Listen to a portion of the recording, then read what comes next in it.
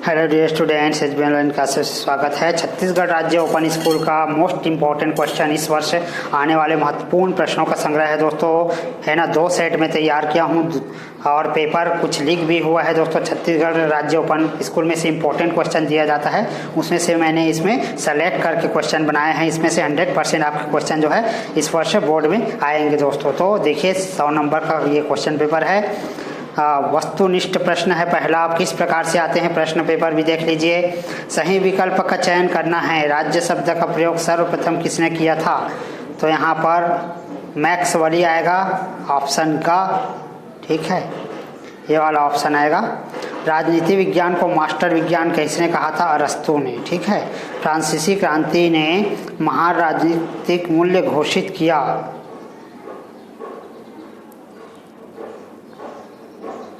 उपर्युक्त सभी। जब किसी व्यक्ति को बंदी निवारक कानून के अंतर्गत गिरफ्तार किया जाता है तो उसे कितनी अवधि तक बिना मुकदमे के जेल में रखा जा सकता है? 3 महीने तक। स्वतंत्रता के समय भारत में शिक्षित लोगों की संख्या कितनी थी? तो यहाँ पर 14% आएगा। रिक्त स्थान की पूर्ति करें। आंसर भी दिया हुआ है, देखिए स्क्रीन पर आपके। राष्ट्रीय शिक्षा नीति का आरंभ 1986 में हुआ था।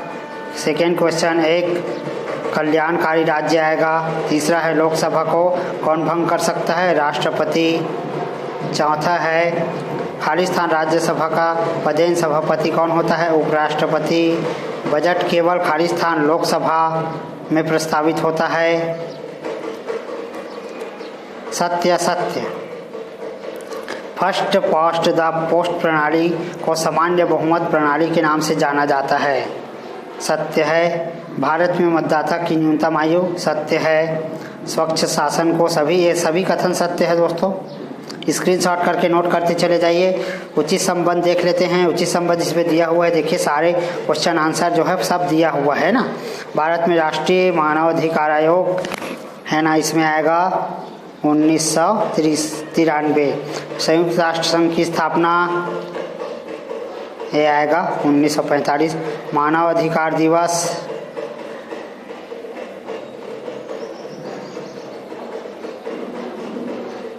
10 दिसंबर। सुरक्षा परिषद की स्थायी सदस्य की संख्या 5। अब आते हैं फिर से सही विकल्प पर। अब इसको नोट कर लीजिए दोस्तों, क्योंकि एक्सप्लेनेशन में बहुत समय लग जाएगा, वीडियो की लंबाई बढ़ जाएगी। गांधी जी ने किस प्रकार के राजस्व की वकालत की थी? इसमें उत्तर दिया हुआ है, आप लोग इसको नोट कर लेना, है ना, स्क्रीनशॉट करके। मार्क्सवाद किसके विरुद्ध एक प्रतिक्रिया है? उदारवादी अर्थव्यवस्था कैसी अर्थव्यवस्था है? भारत किस संविधान सभा में शामिल थे? इसी प्रकार एक खालिस्तान दिया हुआ है, इसको भी नोट कर लेंगे।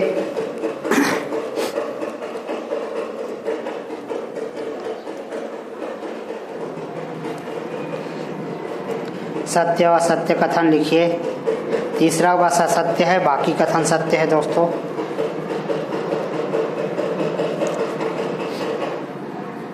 उचित संबंध जोड़िए, स्क्रीनशॉट करके नोट कर ले इसको।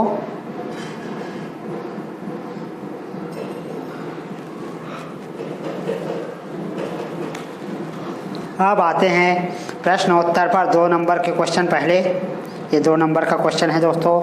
उदारवाद का क्या अर्थ है? उदारवाद का वर्णन करना आसान नहीं है, इसे परिभाषित करना तो और भी कठिन है, क्योंकि यह सिद्धांतों का समूह नहीं अपितु दिमाग का आदत है।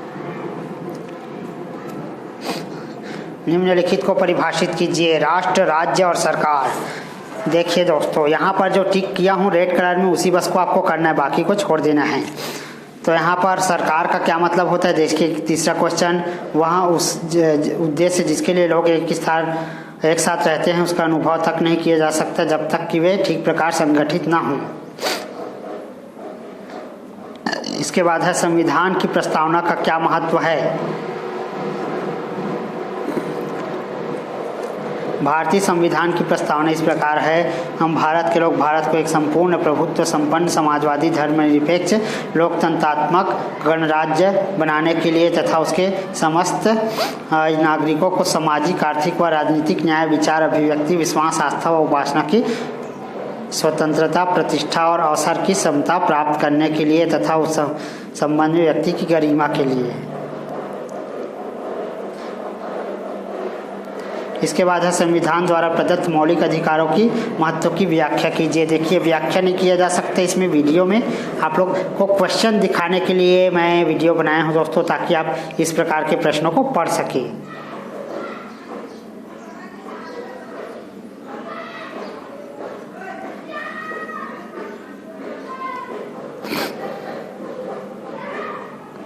सर्वोच्च न्यायालय की रचना तथा गठन का वर्णन कीजिए। हमारी न्यायपालिका की यह विशिष्टता है कि पूरे देश के लिए एक ही एकीकृत न्याय प्रणाली है।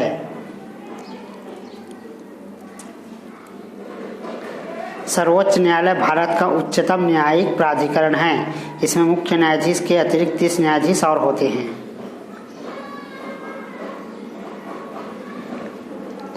इसके बाद है राज्यपाल की नियुक्ति किस प्रकार होती है, वर्णन कीजिए। तो राज्यपाल की नियुक्ति राष्ट्रपति के द्वारा किया जाता है दोस्तों, याद रख लेंगे। और भारत का नागरिक होना चाहिए, 35 वर्ष का होना चाहिए, ठीक है।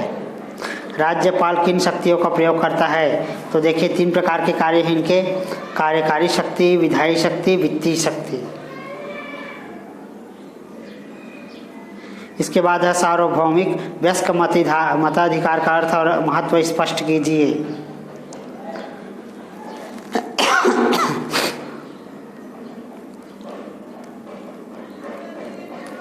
सामान्य बहुमत प्रणाली की व्याख्या कीजिए।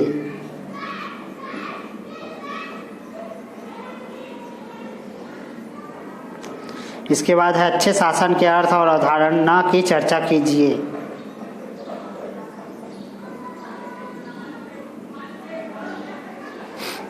इसके बाद है अच्छे शासन की प्रमुख बाधाओं की चर्चा कीजिए।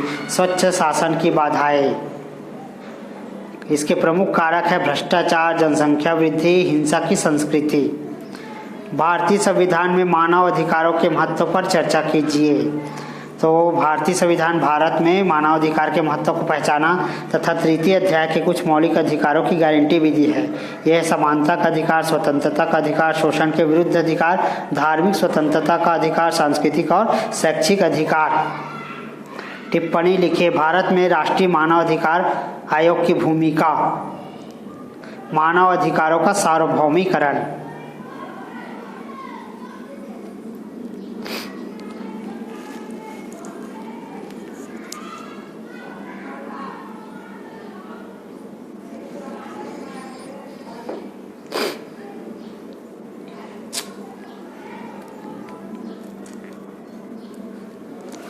संयुक्त राष्ट्र की गतिविधियों के ऐसे कौन से 4 मुख्य पहलू हैं जिन्होंने भविष्य शांति में मदद की, इसको नोट कर लेंगे। संयुक्त राष्ट्र की विश्व शांति में भूमिका के कई पहलू हैं। इसके विविध अंग युद्धों को होने से रोकते हैं।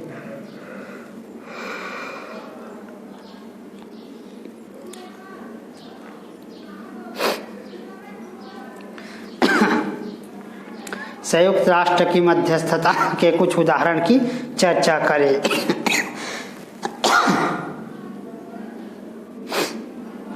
संयुक्त राष्ट्र की मध्यस्थता में क्या होता है, जब 2 देशों के युद्ध, कहीं भी युद्ध होता है तो वो जो है शांति की स्थापना करता है, इसी को अपन मध्यस्थता कहते हैं दोस्तों। इसी पर थोड़ा सा आपको वर्णन करना है। देखिए, ओपन परीक्षा में यदि आप जो है कुछ ना कुछ आंसर लिखेंगे, चाहे थोड़े बहुत गलत लिखे हो, लेकिन विषय से रिलेटेड लिखेंगे तो आपको पूरा नंबर मिलेगा दोस्तों। इसलिए जब आप आंसर शीट हल करेंगे तो कोई भी प्रश्न ना छोड़ना नहीं है ना। प्रश्न को लिख कर नहीं आना है दोस्तों, याद है, कुछ भी तो लिख कर जरूर आना है। सिविल सर्वेंट की भर्ती करने वाली किसी स्वतंत्र एजेंसी के प्रमुख के बारे में बताए। तो क्वेश्चन को नोट कर लीजिए, बाद में आप इसको पढ़ाई कर सकते हैं दोस्त। उच्च न्यायालय की संरचना का उल्लेख कीजिए।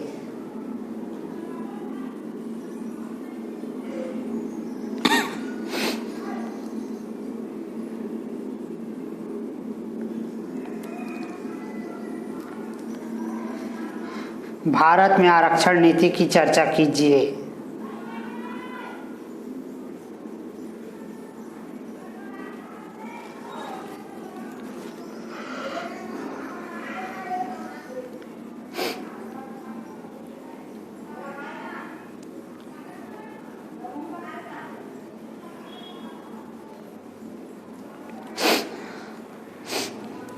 निम्नलिखित प्रश्नों के उत्तर दीजिए। संप्रदायवाद का अर्थ भारत विविध विश्वासों और धर्मों का देश है, जिससे यहाँ प्रायः हिंसा होती है और लोगों के बीच द्वेष पैदा होता है। जो लोग धार्मिक हिंसा में विश्वास करते हैं वे धार्मिक नैतिकता के रूप में नहीं लेते। भारतीय समाज में जाति की भूमिका को स्पष्ट कीजिए।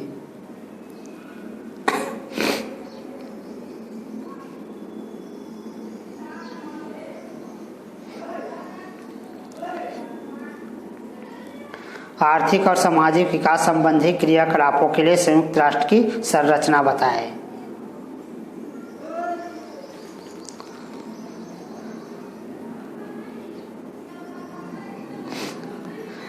इसके बाद है केंद्रीय लोक सेवा आयोग की रचना और क्रियाकलापों की व्याख्या कीजिए।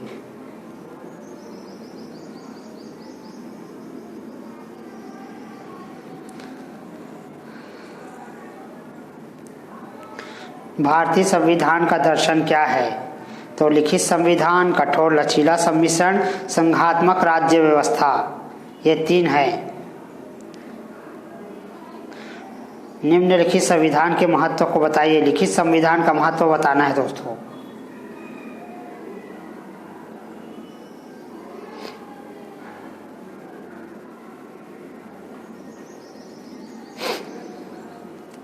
समानता के अधिकार की किन्हीं 3 पहलुओं का वर्णन कीजिए।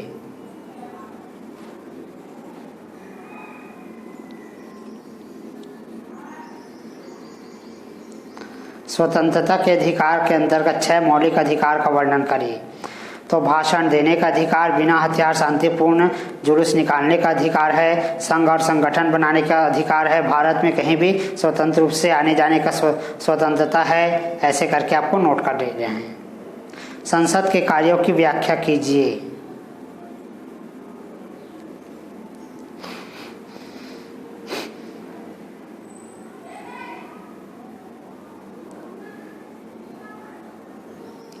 संसद के दोनों सदनों के संबंधों का विश्लेषण कीजिए।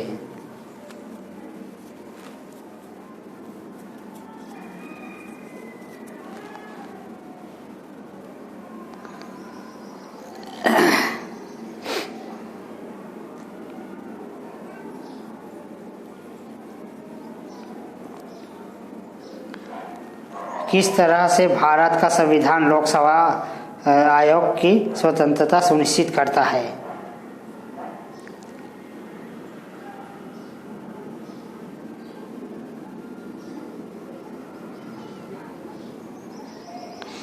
इसके बाद है निदेशालय के मुख्य कार्य क्या है? जो टिक मार्क क्वेश्चन है उसी को पढ़ना है दोस्तों। सारे पीडीएफ को पढ़ने की आवश्यकता नहीं है आपको, है ना। जो मैंने पेंसिल पेन से लाल कलर ब्लू कलर जिससे भी टिक लगाया उसी क्वेश्चन को बस नोट करेंगे। क्या आप इस विचार से सहमत है कि गांधीवादी पश्चिमी सभ्यता की आलोचना है? गांधी जी की राम राज्य की अवधारणा क्या थी?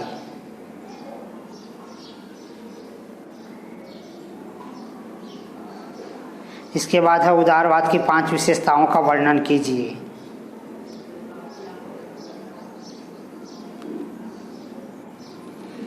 द्विध्रुवी विश्व युद्ध किस प्रकार धीरे धीरे बहुध्रुवी बना? इसके बाद है एक ध्रुवी संसार के लक्षण में गृह युद्ध और आतंकवाद का वर्णन कीजिए।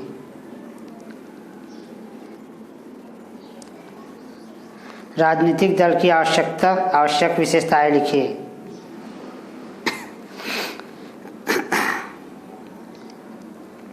भारत की लोकतांत्रिक शासन प्रणाली में जनमत की भूमिका को जांचें।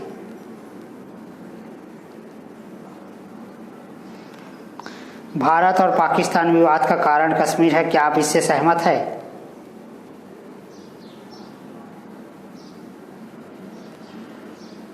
श्रीलंका के पृथक्करण के कारणों की व्याख्या कीजिए।